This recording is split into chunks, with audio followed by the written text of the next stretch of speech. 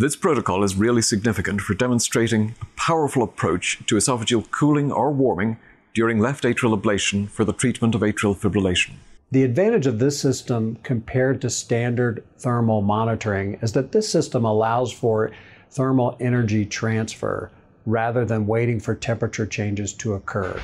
This technique also avoids the need for procedural delay and device manipulation, as with other methods used to reduce esophageal injury. This technique is easy to implement and can be used for both radiofrequency ablation and cryoablation. Demonstrating the procedure will be Natalie Zoltek, RN, MSN.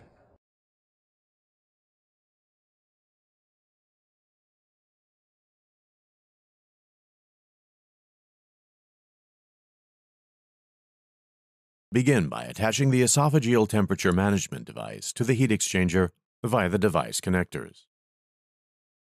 Power on the unit, place it in manual mode, and ensure that the water is flowing through the device with no leaks. Determine the appropriate insertion depth by measuring from the patient's lips to the earlobe, and from the earlobe to the xiphoid process, noting this depth on the device.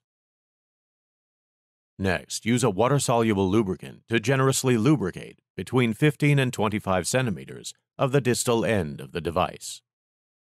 If possible, extend the patient's head to further facilitate insertion, and apply gentle pressure posteriorly downwards to insert the device past the oropharynx and into the esophagus. To increase ease of placement, consider pinching the water outflow tract to increase device stiffness.